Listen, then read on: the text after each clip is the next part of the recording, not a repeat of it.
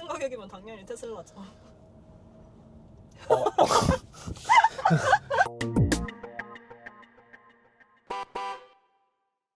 자, 안녕하십니까, 쇼카입니다. 오늘은 이 아이오닉 9을 좀 간단하게 시승을 해보려고 서울로 나왔는데요. 지금 이제 현대 스튜디오 서울에서 아이오닉 시승차를 좀 빌려가지고 나왔습니다. 사실 이 아이오닉 9은 나온 지가 꽤 된 차예요. 그런데 지금 와서 시승하는 이유가 제가 사실 원래 아이오닉 9을 좀 빠르게 리뷰를 해드리고 싶었었는데 뭐 여러 가지 사정이 있었고 그래서 좀 늦었습니다. 늦었어요. 뭐 이유가 있습니까? 그냥 늦은 거예요. 죄송합니다. 근데 그냥 솔직히 타보고 싶었던 것도 있고, 이 차가 나왔을 때 이 차량을 디자인하셨던 디자이너분과도 간단하게 SNS로 좀 연락도 주고받으면서 이 차에 대한 뭐 특징들, 이런 상징적인 부분들, 이런 것들을 좀 설명을 들었던 기억이 있기 때문에 저에게는 이 아이오닉 9이 조금 특별한 차량인 것 같습니다. 그래서 이 아이오닉 9을 좀 늦게나마 다시 한번 리뷰를 해보는 시간을 가져볼까 하는데요. 오늘 또 옆에 새로 오신 PD님이 같이 타셨어요. 지금 얼굴이 없는 미녀라고 할 수 있는 아주 아름다운 PD님이 옆에 타서 지금 웃고 계시는데요. 앞으로 이렇게 좀 다양한 우리 PD님들이 꽤 계십니다. 그래서 그 PD님들이랑 촬영도 같이 하고 실제 차량도 타면서 시승기를 같이 좀 느껴볼 수 있는 이런 기회들도 많이 마련해 볼까 해요. 그래서 오늘은 이 아이오닉 9을 간단히 타볼 텐데요. 한번 쭉 주행을 해보면서 어떤 특징들이 있는지 살펴보도록 하겠습니다. 잠깐, 진짜 스크래치 내면 어떡해요? 걱정하지 마. 왜? V가드가 있으니까 문콕 돌빵에도 문제 없어. 디스플레이는? 그것도 V가드지. V가드? 지문 얼룩에도 문제 없다고. 도대체 V가드가 뭐야? 궁금하면 검색해. 내 차 보호에 필요한 건 V가드.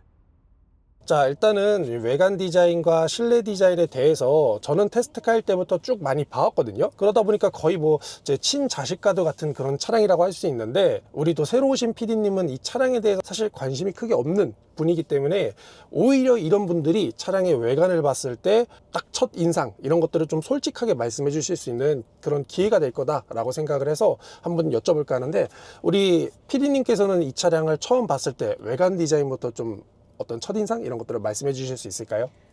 네, 안녕하세요. 1일 PD입니다. 제가 처음 아이오닉 9을 오늘 봤을 때는 이 시그니처 컬러라고 하나요? 이 국방색, 이거의 컬러 이름이 뭔가요? 저도 모르겠습니다. 컬러 이름은. 네? 저 뒤에 카달로그 있는데 어쨌든 그냥 그린색이라고 하시면 돼요. 네. 아니, 초록색 아이오닉 9을 타게 됐거든요, 오늘. 근데 그동안 좀 아이오닉 9 되게 못생겼다 이런 인식을 가지고 있었는데, 오늘 아까 얼핏 봐서 그런지 생각보다는 괜찮다? 고급지다? 이런 생각이 좀 들었어요. 생각보다 고급지다. 네. 일반적인 소비자들 입장에서 봤을 때 첫인상이 일단은 안 좋았다는 뜻이었잖아요, 처음에는.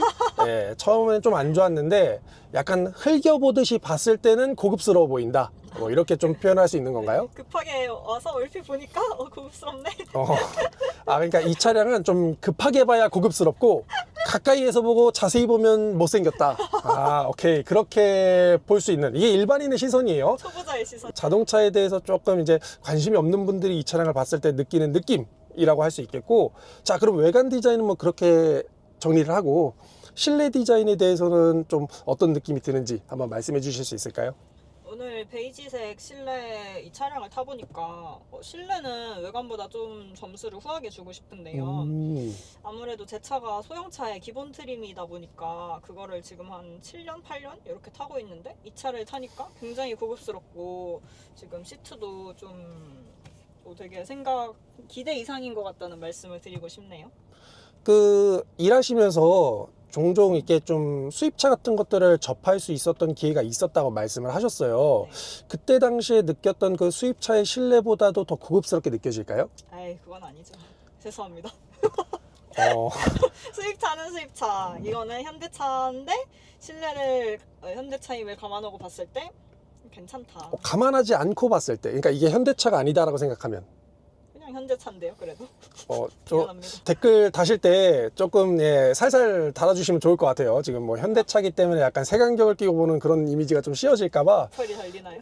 미리 좀 조심스럽게 말씀을 드리는 건데, 저는 개인적으로 실내를 봤을 때도 일단 전체적으로 레이아웃이 좀 둥글둥글한 라운드를 많이 썼잖아요. 라운딩된 이런 라인들을 많이 쓰면서 차가 외관에서 보여지는 느낌보다는 실내에 들어왔을 때 사람을 좀 더 안정시키는, 좀 더 뭔가 마음을 편안하게 만들어주는 그런 디자인 요소들이 많이 적용이 되어 있어서 좀 현대차를 타면 마음이 편해지는 그런 느낌이 있기는 합니다. 그래서 확실히 이 디자인의 요소가 직선적인 라인들을 많이 쓰는 것보다는 이렇게 라운딩된 라인들을 많이 씀에 따라 차 안에서 느낄 수 있는 느낌들도 좀 다르다, 이런 것들을 말씀을 드리고 싶고요. 자, 그럼 일단 외관 디자인과 실내 디자인에 대한 간단한 평을 한번 들어봤는데, 자, 그러면 이제 성능에 관련된 얘기도 조금 해보겠습니다. 신차 사는 방법. 여기저기 견적받고 힘들게 발품 팔고 아직도? 원하는 차량 선택하면 전국 딜러들의 견적을 비교할 수 있어요. 신차 게으르게 사세요. 카랩. 저희가 타고 있는 이 차량은 성능형 AWD, 그러니까 성능형 4륜구동 차량이라고 보시면 되고요. 앞뒤 출력이 똑같은 모터가 들어가 있습니다. 그래서 합산 출력은 429마력 정도가 나온다고 해요. 근데 사실 지금 서울 이 시내 한복판에서 429마력을 다 뽑아낼 수는 없겠지만, 그리고 실제로 뽑아낼 도로도 없겠지만, 일단 기본적으로 엑셀링을 했을 때 나아가는 이 발진감, 이 느낌이 굉장히 부드럽고 좀 경쾌한 느낌을 줍니다. 확실히 그런 것들은 전기차가 갖고 있는 매력적인 포인트라고 볼 수 있고요. 또 이 거대한 차량, 이 거대한 크기를 갖고 있는 대형 SUV임에도 불구하고 이렇게 나아갈 수 있는 느낌들을 갖고 있다는 것은 상당히 좋은 편에 속한다라고 생각이 됩니다. 그리고 우리 지금 PD님이 차량을 같이 타고 계시는데, 지금 가면서 이 주행하는 느낌, 이런 것들 한번 좀 설명해 주실 수 있을까요? 이 차량은 지금 내가 타고 있던 7, 8년 동안 타고 있던 그 차량과는 이런 부분에서 좀 차이가 있다, 뭐 이런 부분들을 좀 간단하게 말씀을 해주시면 좋을 것 같은데, 별로 관심이 없는 것 같긴 한데요. 뭐 딴 생각 막 이러고 있다가 뭐지? 이러고 막 갑자기 질문이 들어왔네, 이러는 것 같은데, 예, 좀 집중을 해주시고요. 전혀 그렇지 않고 지금 승차감을 어떻게 잘 소개해드릴 수 있을지 생각을 하고 있었습니다. 너무 공격을 옆에서 많이 하시는데 저는 오늘 도와드리기 위해서 온 PD라는 걸 잊지 말아주시고요. 네, 알겠습니다. 승차감을 소개해드리자면 기대 이상입니다. 승차감. 확실히 소형 전기차를 탔을 때보다 이렇게 대형 차량을 타니까 좀 더 정말 소음도 더 없는 것 같고 안정적이고 되게 고속에서도 안정적일 것 같다는 생각이 들어서 고속주행도 한번 해보고 싶다 생각이 드네요. 크기에서 오는 편안함, 그리고 안정감, 그리고 이 아무래도 금액대가 있다 보니까 거기서 오는 이런 방음 처리들, 이런 것들이 굉장히 마음에 든다라고 말씀을 하셨고, 자, 그러면 또 중요한 게 하나 있어요. 이 차량의 성능이 뭐 좋다, 뭐 이것도 당연히 하나의 포인트가 될 수 있겠지만, 지금 이 차량의 승차감, 이 서스펜션, 이렇게 뭐 노면을 읽는 느낌들 있잖아요. 뭐 이런 것들을 우리 뭐 일반적인 시선에서 봤을 때 뭐 얼마나 디테일하게 설명을 할 수 있겠냐라고 하겠지만, 그냥 간단하게 차량에 뭐 진동이 거의 없는 것처럼 느껴진다, 뭐 이런 설명을 하실 수는 있잖아요. 지금 이 차량의 승차감을 한번 간단하게 말씀을 해주실 수 있을까요? 사실 저희가 타고 온 길이가 얼마 안 되기는 해요. 좀 코스가 있기는 한데 조금 더 타보면서 승차감에 대한 얘기를 조금 더 해주셔도 되지만, 지금 출발한 지 얼마 안 됐을 때 느끼는 승차감, 이런 것들 말씀해 주시면 좋을 것 같습니다. 진동이 거의 안 느껴진다, 뭐 이런 말은 솔직히 거짓말이겠죠. 뭐 S클래스를 타도 진동은 느껴지는 T 99.9%라서 좋은 말은 이분이 가장 못합니다. 여러분 T 알죠? T? T. T들은 뭔가 감성적으로 표현보다는 그냥 직설적으로 진짜 객관적으로만 보기 때문에, 우리 객관안이 발동이 되면 그 무엇보다도 객관적으로 얘기를 합니다. 그래서 지금 방금 말씀해 주셨던 것처럼 S클래스도 진동이 올라온다, 뭐 이런 말씀을 할 정도니까 이제 아마 댓글이 또 달릴 거예요. 저 사람 S클래스 타본 거 맞냐? 이러면서. S클래스 진동 올라오잖아요. 아니에요? 아니 너가 뭔데 S클래스를 까냐? 이러면서 이제 댓글이 들어온다. 까는 거 아니에요, 지금. S클래스도 진동이 들어온다고 합니다, 여러분. 저는 모르겠어요, S클래스에 진동이 오는지. 오늘부로 PD 그만두겠습니다. 네, 일일 PD입니다. PD님은 뭐 말씀은 항상 이렇게 하시는데, 마음속에 우리 모두 다 사표를 하나씩 들고 다니잖아요. 언젠간 내겠지만 그건 제가 수리를 안 할 겁니다. 걱정하지 마십시오. 무슨 소리인지 모르겠고. 네. 지금 좀 약간 고속으로 올라가고 있는데. 네. 자, 고속으로 어때요 지금? 사실 제가 정말 솔직하게 말씀드리자면 이 전기차의 그 멀미를 좀 느끼는 편이거든요. 제가 멀미가 좀 심해가지고 택시 타면 무조건 멀미하는 스타일이고, 제 차 아닌 차 타면은 멀미 많이 하는 스타일인데, 이 전기차 특유의 멀미가 약간 올라올 것 같은 느낌이 지금 드네요. 이 아이유닉 9도 마찬가지다, 이렇게 말씀하시는 걸까요? 네, 근데 이거는 제가 봤을 때 그 운전자의 그 갑자기 급가속하는 성향? 그런 거에 좀 딸려 있다고 그런 생각이 들긴 합니다. 이 멀미에 대한 부분은 운전자에 달려 있다. 네. 뭐 그럴 수 있겠지만 뭐 아무래도 전기차 특성상 엑셀을 밟았을 때 치고 나가는 느낌이 일반 내연기관에 비해서 좀 더 빠르게 진행이 되다 보니까 울컥울컥 하는 것들로 하여금 멀미가 좀 심할 수는 있겠습니다. 네. 근데 역시나 이제 객관안이 또 발동이 돼서 운전자 네가 똑바로 해야 멀미가 안 난다. 이렇게 얘기를 해주시는 거예요. 그러니까 팩트 인정. 폭격을 그냥 날린 거죠. 그러니까 이 우리 PD님께서 차를 탔을 때 멀미가 난다. 그럼 그분은 운전을 진짜 못하는 겁니다. 자기소개? 이렇게 또 공격을 들어오시겠다. 자기소개 잘 들었습니다. 아닙니다. 이거는 저는 운전 굉장히 잘해요. 지금도 굉장히 편안하게 하고 있잖아요. 아니, 방금 전에 약간 멀미 날 것 같다고 방금 전에 소개해드렸습니다. 네, 자 그럼 다음으로 이제 기능적인 부분들 좀 몇 가지 주요 특징들 중에 한번 살펴볼 텐데, 일단 이 차량에 들어가 있는 옵션들 중에 우리가 보기 힘든 옵션이 하나 들어가 있죠. 바로 디지털 사이드 미러입니다. 지금 우리 PD님께서 이 디지털 사이드 미러를 봤을 때 느낌이 어떠실까요? 첫인상은 되게 미래지향적이다. 되게 좀 기술이 발전이 이렇게까지 됐나? 이런 생각이 들었고요. 그런데 한편으로는 저는 좀 보수적이고 아날로그적인 성향이 강한 사람이라서 이런 사이드미러는 좀 아직까지 필요한가? 너무 이르다 이런 생각도 들기는 하네요. 거의 뭐 대부분의 우리 일반적인 소비자들도 다 이렇게 생각하시는 분들이 있을 겁니다. 뭐 저 디지털 사이드 미러가 꼭 필요해? 그리고 저게 과연 편할까? 이렇게 걱정을 하시면서 마지막에 이제 빼시는 옵션 중에 하나가 이 디지털 사이드 미러가 될 수 있는데, 물론 금액도 금액이지만 금액은 얼마인가요? 제가 알기로는 한 150만 원? 뭐 120, 150 뭐 이런 것 같던데, 정확하게 이 옵션 한번 찾아봐야겠지만 어쨌든 100만 원을 상회하는 그런 정도의 금액을 갖고 있다 보시면 되는데, 저는 조금 불편한 게 뭐냐면 제가 앉은 키가 크잖아요. 네. 앉은 키가 크기 때문에 지금 여기 보시는 것처럼 이 디지털 사이드 미러의 높이가 좀 낮아요. 그래서 위에서 내려다보는 느낌이 있다 보니까 조금 보기가 힘들다. 그래서 저는 개인적으로 이 부분을 좀 이렇게 틸트나 각도 조절을 할 수 있게 해줬으면 좋겠다는 생각이 드는데, 물론 이건 아마 내부적으로 연구원분들도 충분히 인지하고 있는 문제점이라고 생각을 합니다만 아직은 개선이 되지 않았다. 근데도 조금 기다려보면 아마 그 부분에 대해서 개선된 모델들이 나오지 않을까 싶은 생각이 들고요. 그때 갔을 때는 이 디지털 사이드 미러가 좀 쓸만한 옵션이 되지 않을까라는 생각이 듭니다. 지금의 장점은 뭔가요?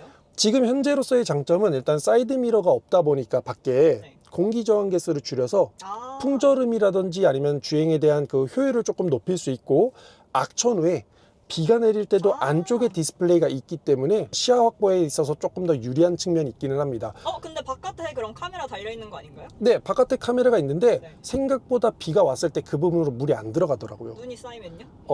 눈이 쌓일 수 있는 구조가 사실 아닌 게 이게 저희가 주행을 하잖아요. 네. 눈은 이렇게 내리면 카메라는 뒤쪽에 있어요. 그래서 그쪽에 눈이 쌓일 일은 거의 없다. 그래서 이 기능은 조금만 발전을 하면 정말 많은 사람들이 더 좋아할 만한 기능으로 발전할 수 있을 것 같다는 생각이 들어요. 네. 자, 그리고 여기 이제 상단에 보시면 디지털 룸미러가 있는데, 제가 몇몇 그 영상들을 좀 이렇게 모니터링을 해요. 저도 어떤 영상을 어떻게 만들었을까 하고 이렇게 보는데, 이 아이오닉 9의 이 디지털 룸미러를 좀 까시는 분들이 계시더라고요. 근데 사실 이 디지털 룸미러가 왜 만들어졌는지를 이해를 하시게 되면 정말 좋은 기능이다 라고 할 수 있는 부분인데, 우리 PD님께서는 이 디지털 룸미러가 필요하다고 생각을 하세요?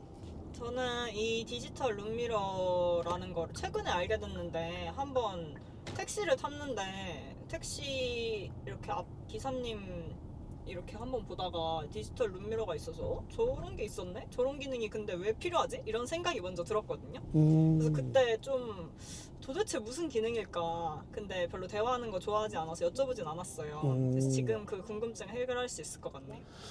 일단은 택시 기사님이 갖고 있던 그 차량에도 디지털 룸미러가 있었다. 근데 이 디지털 룸미러가 저희처럼 이렇게 단둘이 타는 차량으로 이제 운영을 한다면 사실 필요가 없습니다만, 가족 단위에 뒤에 이제 자녀분들을 태우고 있으면 그 자녀분들의 얼굴로 하여금 뒷유리가 좀 시야가 가려지는 경우가 있거든요. 그때 이 디지털 룸미러는 무조건 뒤로 볼 수 있기 때문에 훨씬 더 편하고요. 그리고 우리 가족끼리 여행 갈 때 캐리어 같은 거 또는 캠핑 장비 같은 것들을 트렁크에 많이 실었을 때 트렁크가 가려지잖아요. 아하. 그때 이 디지털 룸미러는 무조건 뒤를 볼 수 있게 해주기 때문에 정말 좋은 기능 중에 하나입니다.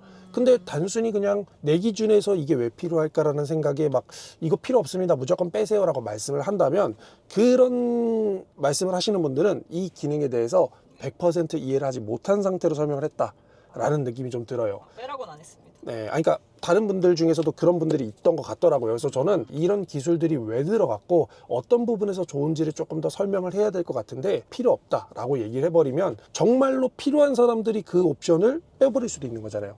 예, 그렇게 되면은 안 된다라는 생각에 저는 이런 걸 좀 말씀을 드린 거예요. 어쨌든 이 디지털 룸미러도 정말 좋은 기능 중에 하나다 라고 할 수 있고, 또 운전자 입장에서도 좋은 게, 운전 중에 자꾸 뒤에서 이게 여길 쳐다보다가 눈을 마주치면 생각보다 좀 뻘쭘할 때가 있거든요.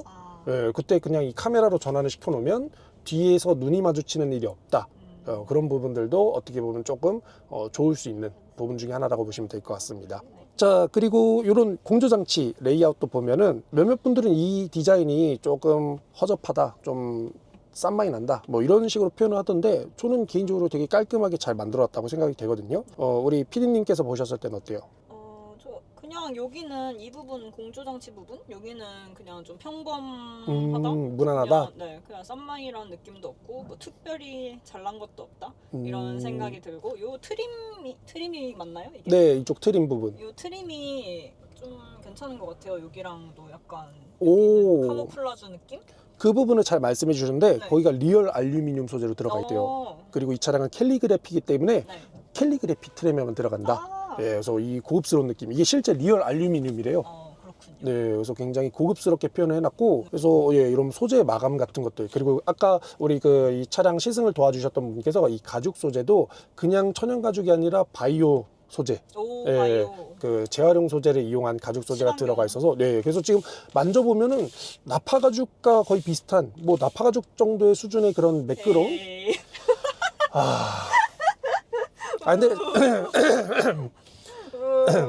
쏟아지는 야유. 아니 근데 진짜 나파 가죽 같은 느낌이 드는데, 어우, 나파. 예, 굉장히 저는 이 쫀쫀한 느낌이 마음에 들었습니다. 재밌는 기능 중에 하나가 그 마사지 기능이 있는데, 우리 2열에 마사지가 있거든요. 네. 근데 우리 2열을 좀 못 타봐서 그런데 시승 코스가 너무 짧다 보니까 2열은 좀 나중에 설명을 드리도록 하고요. 종아리 받침대도 있네요. 네, 럼버 서포트도 있고 아마 이쪽에도 있을 겁니다. 여기도. 그래서 여기서 오. 조절해 보시면은, 오, 네, 그러네요. 요거는 어떻게 벤츠보다 좀 더 좋으신가요? 에이, 벤츠도 종아리 받침대 있잖아요. 그거는 이제 S클래스에만 뒤에만 들어가는, S클래스. 저희는 앞자리에도 있는데. 아, 그렇군요. 또 댓글에 박수하지 마. 또 댓글에 벤츠 만능주의 이런 댓글이다가 또 들릴까봐 또 미안해. 살짝 애사심이 좀 강한 걱정되는데, 애사심이요? 혹시 뭐 벤츠 관련된 일을 하시나요? 벤츠를 사랑합니다, 저는. 그냥 벤츠를 좋아한다 뭐 이런 것 같아요. 그 벤츠의 회사를 좋아한다 막 약간 이런 느낌인 것 같은데. 자, 그래서 일단 전반적으로 앞을 쭉 살펴보고 있는데요. 사실 뭐 이 차량 뭐 음성인식 AI 기능도 들어가 있어서 뭐 실행시켜보면 되게 재밌는 말도 많이 해준다고 해요. 그래서 지금 한번 해볼 텐데, 아까 우리 그 차량 설명해 주셨던 분께서 전용 메뉴 추천해 달라라고 말해주면 뭐 설명을 해준다고 하는데 한번 해보겠습니다. 오. 오늘 전용 메뉴 추천해줘. 오늘 저녁 메뉴로는 한식으로 제육볶음이나 된장찌개를 추천드려요. 양식이 좋으시다면 스테이크나 파스타도 괜찮을 것 같아요. 근처 맛집을 검색해보시면 더 다양한 선택지를 찾으실 수 있을 거예요. 맛있는 저녁 식사 되세요. 그 전용 메뉴를 나보고 지금 찾으라는 거니? 제가 직접 검색을 도와드릴 수는 없지만 근처 맛집을 찾으시려면 차량 내 내비게이션이나 스마트폰 앱을 활용해 보시는 것을 추천드려요. 현재 위치를 기준으로 검색하시면 편리하게 찾으실 수 있을 거예요. 맛있는 식사를 즐기시길 바랍니다. 그래, 알았어. 네. 네, 그래서 이 AI가 뭔가 저희가 생각하고 있는 막 엄청 다양한 정보들과, 그리고 실제로 뭔가 이렇게 전용 메뉴를 추천해주고 또 그 근처에 있는 맛집들을 찾아서 안내를 해주는 수준은 아니고, 너무 기본형, 너무 네, 그냥 한국인이 좋아할 만한 한식을 말해주고 다 풀어 쓰고 있어요. 뭐 된장찌개, 제육볶음, 이거는 누구나 좋아하는 거고 그냥 보편적인 대답을 좀 하는, 지금은 좀 그런 수준인데, 아마 AI라고 하니까 조금 더 학습이 되다 보면은 좀 더 나중에는 디테일적인 부분들까지 설명을 해주지 않을까라는 생각을 해보게 됩니다. 재미있을 줄 알았는데 생각보다 너무 평범해서 예, 조금 놀랐습니다. 그리고 이제 이렇게 뭐 여러 가지 기능들을 막 간단하게 오늘 간단한 시승기니까 좀 살펴보고 있는데 이 차량을 만약에 사겠다라고 했을 때 적극적으로 좀 추천하거나 샀으면 좋겠다라는 의사가 있으실까요? 지금 차량 가격이 8천만 원이라고 들었거든요. 이 차는 풀옵션이라서 8,700만 원입니다. 아, 그럼 기본형은 어떻게 되나요? 한 6천만 원대 중반 정도? 6,500. 네. 일단 저는 만약에 자녀가 있다면은, 왜냐면 뒤에 공간이 되게 좀 넓어 보이더라고요. 트렁크도 넉넉한 것 같고, 그래서 자녀가 있다면 한번 고려는 해보겠지만 최종 결정까지 갈 수 있을지는 조금 고민이 되는 부분이, 요즘 좋은 차들이 많아가지고 뭐 이 차를 6,500만 원 주고 사야 할 이유에 대해서는 그런 뾰족한 이유가 떠오르지 않는 현실입니다. 금액대를 생각하면 충분히 다른 대안들도 더 있기 때문에 꼭 이 차를 사야만 하는가? 네, 라는 생각이 좀 들 수 있다. 그렇습니다. 회사 차로는요? 그거는 개인적으로 이제 가족 단위로 했을 때 그럴 수 있고, 만약에 회사 차로 산다면 굳이 이렇게 그다지. 필요하냐? 사실 저도 이제 구매를 좀 고려를 하고 오늘 시승할 겸 시승기도 찍고 있는 건데, 지금 우리 또 새로운 PD님께서 이 차량을 굳이라고 하시는 거 보니까 이거보다는 조금 작은 사이즈를 원하시는 게 아닐까라고 하고, 만약에 우리 PD님께서 전기차를 사겠다면은 어느 정도 예산에서 사는 전기차가 가장 합리적으로 살 수 있는 전기차냐, 뭐 이렇게 좀 생각하고 계시는 부분 있을까요? 아, 저는 전기차 중에서는 그 아이오닉 3? 아이오닉 3는 아직 출시도 안 했는데. 3가 아니라 그 4인가? EV3요? 아, 이렇게 생긴 거 있잖아. 거북이 등껍질처럼. 아이오닉 6. 아, 6? 네. 6요? 아이오닉 6. 근데 그게 세단이잖아. 그치? 네. 저는 생각해본 게 아이오닉 6? 어. 그거는 가격대가 어떻게 되나요? 그것도 이제 한 옵션 들어가고 뭐 하면 5천만 원대에 구매할 수 있는 수준이기는 하죠. 전기차가 좀 비싼 편이다 보니까 뭐 제대로 고려해본 적은 없지만, 만약에 바꾸게 된다면 아이오닉 6 정도가 어떨까 하고 생각해본 적은 있죠. 아이오닉 6. 사실 아이오닉 6가 참 좋은 전기차임에도 불구하고 판매량은 지금 거의 폭망한 수준이어가지고, 그런가요? 예, 예, 지금 페이스리프트가 나와서 지금 이제 판매되기 직전인데도 불구하고 여전히 좀 시장 반응이 안 좋은 상황이기는 해요. 근데 이제 우리 새로운 PD님께서는 역시 일반적인 소비자고 차에 좀 관심이 없다 보니까 고르는 차도 아이오닉 6를 골랐습니다. 야. 그거를 고른 이유가 네. 약간 대중적일 것 같은 느낌이어서 전혀 아니네. 대중적인 차량일 거라고 했는데 도로에 더 많이 보이는 건 아이오닉 5고 뭐 EV6인데 그 대중적인 차를 두고 대중적이지 않은 차를 고르셨습니다. 지금 아이오닉 5는 제외된 이유가 있어요. 너무 택시 느낌이라서 내가 택시 기사인가? 이런 느낌일 것 같아서 미안하지만. 근데 그 부분도 작용을 합니다. 그래서 소비자분들께서 꼭 하는 말이 네. 내가 타는 차를 택시로 내지 말라라고 얘기를 굉장히 많이 하세요. 오. 그리고 좀 통수를 몇 번 맞은 분들도 있어요. 이 소나타를 샀고 분명히 처음에 출시할 때는 소나타 택시 계획이 없다 했다가 한 2년 3년 뒤에 갑자기 소나타 택시가 뜩 등장해버리고 이래버리니까 통수를 좀 맞아보신 분들도 계실 겁니다. 그래서 뭐 사실 택시 모델이 안 나온다고 하는 걸 고지고대로 믿을 수 없는 상황이긴 한데, 그런 영향이 있어서 그것 때문에라도 차를 좀 싫어하시는 분들이 있어요. 그 어떤 특정 모델들을. 그런 것들도 하나의 어떻게 보면 차량을 구매하는 데 있어서 좀 제약이 될 수 있다라는 생각이 드는데요. 어쨌든 좀 전 놀랐습니다. 그 대중적이고 많고 많은 전기차 중에 아이오닉 6를 선택을 하셨다는 거. 네. 지금 좀 몰라서 그랬던 건데. 네. 근데 좀 저는 메이저한 취향이거든요. 지금 네. 타는 차도 아반떼라서 국민차잖아요. 네. 사회초년생의 국민차. 그러면서 그거는 택시로도 안 쓰니까 이제 오래오래 지금 타고 있는데, 지금 대중적인 전기차는 다 택시가 먹어버려가지고 뭘 사야 될지 모르겠네요. 혹시 테슬라 모델 Y 같은 건 어떠세요? 5천만 원대면은 충분히 고려할 수 있는 금액대인데. 테슬라 모델 Y가 웬 말입니까? 또 테슬라도 또 싫어하시나요? 네, 테슬라 물론 너무 좋죠. 있으면 너무 좋은데 이제 현실적으로 연봉과 고려를 안 할 수 없기 때문에 테슬라까지는 무리가 아닌가. 근데 아이오닉 6도 분명히 5천만 원대라고 했는데 갑자기 같은 5천만 원대 모델 Y는 연봉이 이제 들어오면서 뭔가 안 된다라고 얘기하면은 이것도 어떻게 설명을 하실 건지. 테슬라 모델 Y가 5천만 원대인가요? 네, 5,299만 원입니다. 기본 트림이. 생각보다 괜찮네요. 네, 갑자기 또 이제 테슬라미 되는 건가요, 이렇게? 나 테슬라 사야겠다 이러면서. 근데 테슬라는 지금 어차피 바로 못 사지 않나요? 지금 바로 살 수 있습니다. 그런가요? 네, 아이오닉 6 떠나고 바로 이제 테슬라 가시는 건가요? 같은 가격이면 당연히 테슬라죠. 방금 들으셨죠, 여러분? 우리 스파이 분들, 이제 저는 제 그 시청자분들을 이제 스파이 분들이라 하거든요. 우리 스파이 분들 잘 들으셨죠, 지금? 스파이 분들 이제 요거 기억하시면 됩니다. 벤츠 짱이고, 테슬라 짱이고, 현대차는, 좀 그래요.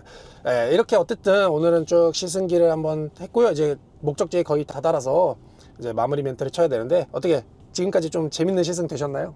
오늘 이렇게 초대를 해주셔가지고 1일 PD를 경험해봤는데 생각보다 차에 대해서 전문적으로 많이 알려주시고 또 이것저것 또 잡지식도 알려주셔가지고 유익한 시간을 보냈습니다. 네, 저도 오늘 굉장히 재밌었고요. 그리고 우리 PD님께서 말씀하셨던 그 아이오닉 6, 뭐 대중적인 차량이라고 막 말씀하셨던 그 아이오닉 6 이제 페이스리프트가 곧 나올 텐데 아마 그 차량 나왔을 때도 저희가 시승기를 한번 준비를 해볼 거고요. 오늘은 이렇게 아이오닉 9에 대한 시승을 간단히 해봤는데 오늘 영상 뭐 여러분들께 도움이 되실 수도 있겠지만 그냥 재밌게 한번 보실 수 있는 영상으로 제작을 한 겁니다. 오늘 영상도 재밌게 시청하셨다면 좋아요와 구독, 알림 설정 잊지 마시고요. 다음에는 또 더 재밌는 영상으로 찾아뵙도록 하겠습니다.